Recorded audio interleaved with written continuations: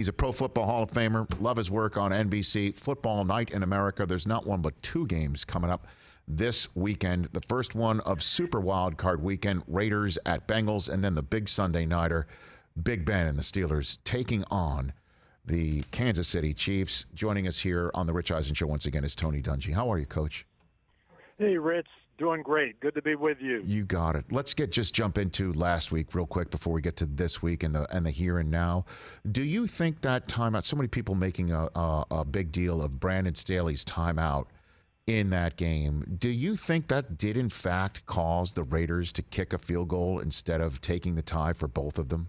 Do you think that was the case? No, I absolutely don't. I think Rich Bisaccia was going to do exactly what he did. I think he was going to run one more running play, run the clock down to 2 or 3 seconds, and try a long field goal. If they made it, they win.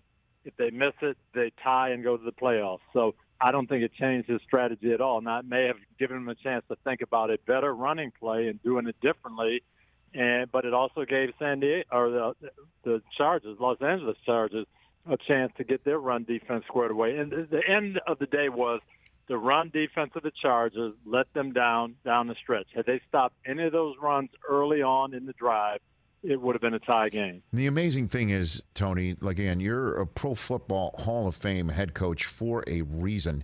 And there's so many permutations and scenarios and possibilities when you are a head coach in the NFL, and being able to handle it, at a certain level is how some select few like yourself get to go inside of Canton. Have you ever seen a set of circumstances like that?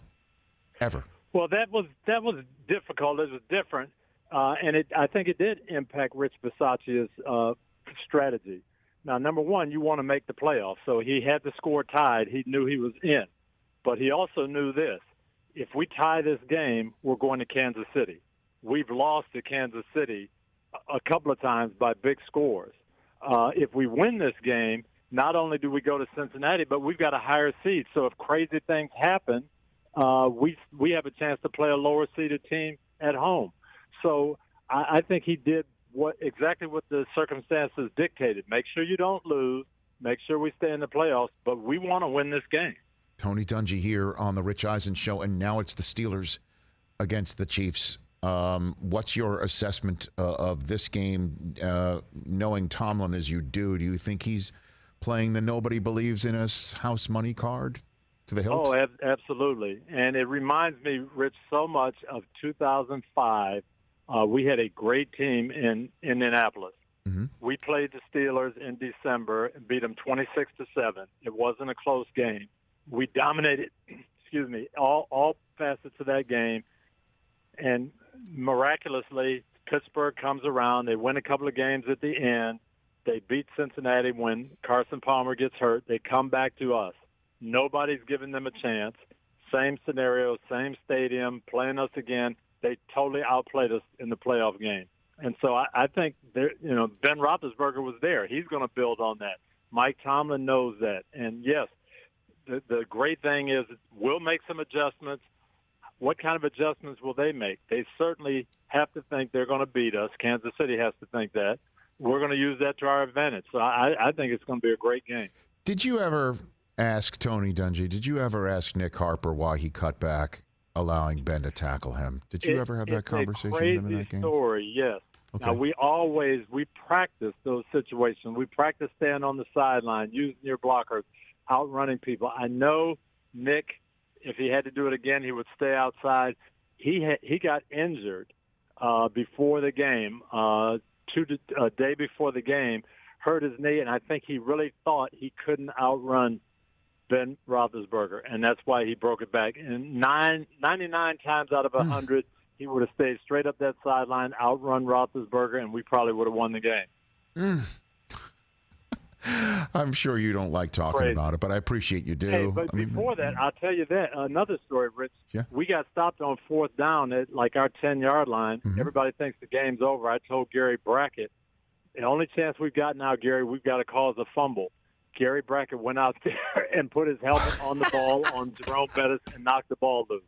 And I'm thinking, when that ball came loose, I'm thinking, we're going to win this game. Gary did just what we needed to do. Yeah, it was a crazy, crazy, crazy game. Yeah, and of course we got back in the game with we challenged an interception by Troy Polamalu that was, I promise you, 100 out of 100. It's an interception, but it was that Calvin Johnson hit the ground. Troy caught it, rolled over, got up and celebrated and dropped the ball, and they said he didn't complete the catch. And so if we had won the game, I would have felt bad about it because we benefited from a challenge that I didn't really believe in. Pro Football Hall of Famer and NBC Sports Tony Dungy joining me here on the Rich Eisen Show. Which road team, let's throw the Niners out, unless you want to throw them in there. Go ahead. Which road team do you think has the best opportunity to shock everybody and come up with a W? I really think 3 road teams are going to win this week out of 6. I don't know which they are. We've seen so much up and down. This field is wide open. Of course, you could easily see New England going to Buffalo. You guys talked about the weather report. Hey, maybe it's a cold game again. If Buffalo can't throw, that really hurts them, and it benefits New England. San Francisco, I think, has the ideal situation. They've got a power-running team. Dallas is a great, fast defense. They fly around. They force turnovers. But can they hold up if they pound the ball and run straight at them? And Nick Bosa already said, hey, we think we can generate a pass rush on these guys. We think we can come after Dak Prescott. So that one, I think, is going to be good. The Raiders, our Saturday game on NBC, the Raiders, that first game was a lot closer than people think. Raiders had the ball going in the fourth quarter with a chance to make it very, very interesting. And they throw an interception. It ends up being a blowout, but that game was a one-score game for 55 minutes. So I think every visiting team, I think, has a chance, even the Eagles. The Eagles, I would give maybe the least chance because I think Tom Brady is going to be surgical against that pass defense. But I think every road team has a chance. What is the challenge, though, coaching against a team that you've already seen twice, though? You know, I mean, we got that Monday nighter. You got so much in that regard. So the challenge, I think the team that loses really has the advantage because you are forced to make changes. You do things differently. If you won that earlier game or 2 earlier games, you say, why should I change? That would look dumb. What I did worked. So you kind of have a tendency to sit there and do what you did. The other team makes some little tweaks, and they have a little bit of advantage, I think. So I never like to play a team in the playoffs that you already beat in the regular season. Tony Dungy, Pro Football Hall of Fame coach, right here on the Rich Eisen Show. I know there's so much that goes into it, ownership, whether you like the general manager who is there or you need to be hired by a GM you've never met, or you are a coach who obviously has the ability to say, I want this person at my side for personnel. Is there a quarterback already there, so on and so forth. But which current opening in the NFL do you think is the most attractive? Well, you have to look at Jacksonville because you've got that franchise quarterback. Trevor Lawrence, everybody in the draft thought he is ready to go. He's legitimately there. So that's sitting there.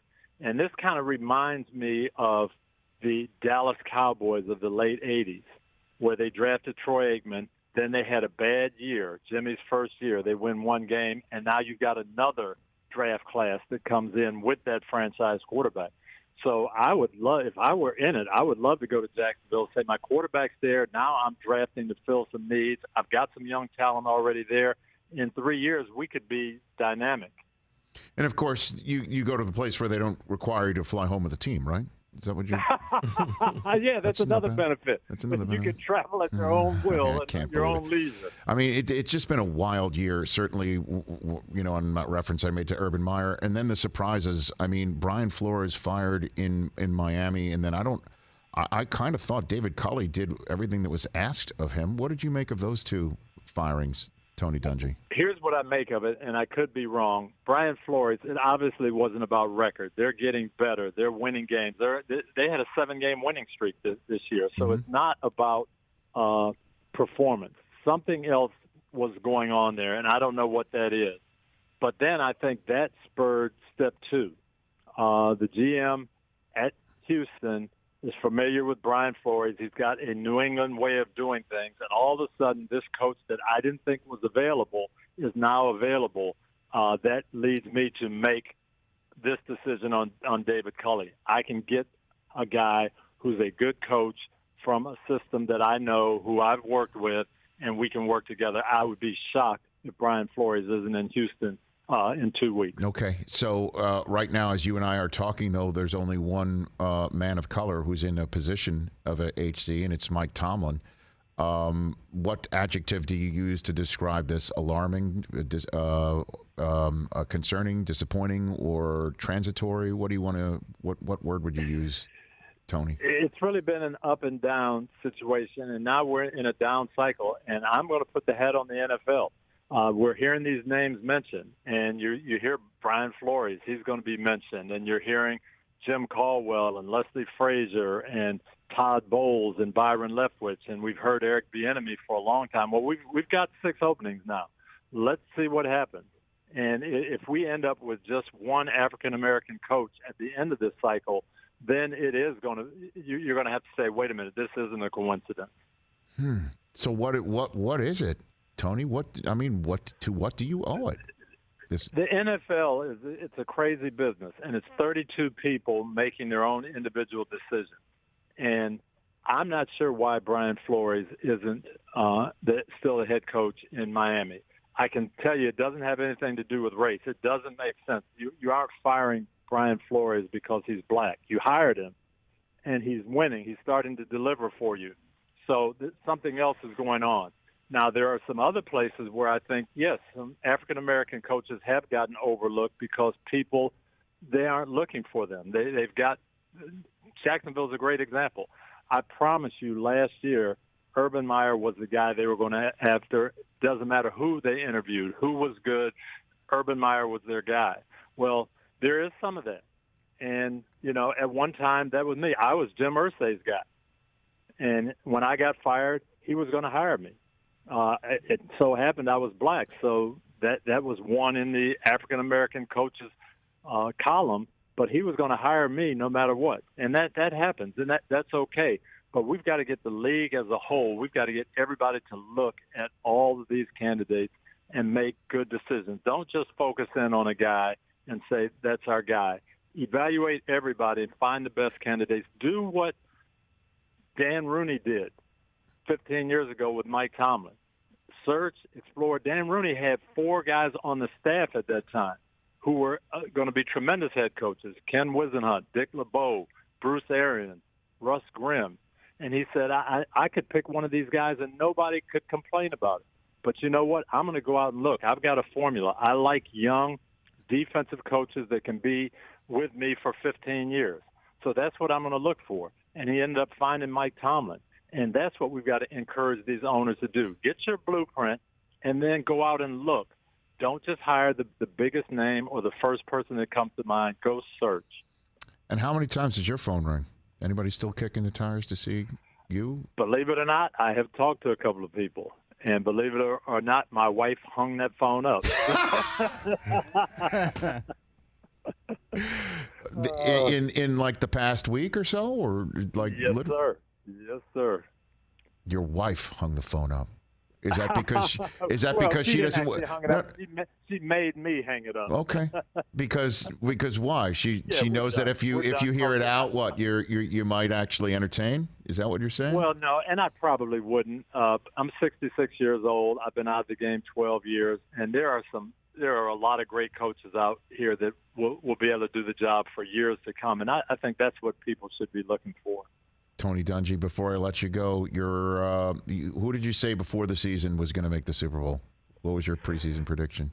I said the same thing that I'm saying now. Okay. I don't know. I always bet against the team that won it last year because I think it's so hard to repeat. Mm-hmm. But I just do not see a team that's playing consistent football that I would say, those guys are going to go.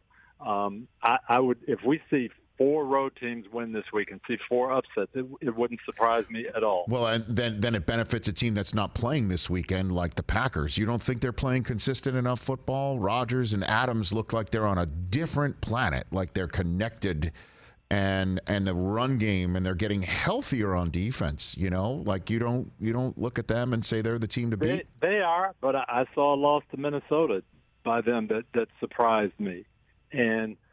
I've seen Tennessee play and win these games, but I saw them in a 3-point game at Houston last week with the number 1 seed on the line. So I think those two definitely have an edge because they only have to win 2 games to get there. But I would not make them prohibitive favorites. Well, Tony, I love talking to you. Thanks for the insight. I'm also honored, I'll say it this way, honored that when I called, your wife didn't take the phone and hang it up. So I'll take that as a compliment. She knows Rich Eisen on the caller ID, so she won't hang that. Okay, I'm relieved too that didn't happen. So thanks for the call, Tony. Thank you, Rich. Great to talk to you. Yeah, you bet. Have a great weekend of broadcast. That's Tony Dungy. You got 2 calls. Yeah, man. YOLO. I'm going YOLO on him. I'm going YOLO on Cower. I'm going YOLO. Oh, yeah. Hey, you watched all the way to the end. Thanks for that. Watch more right here.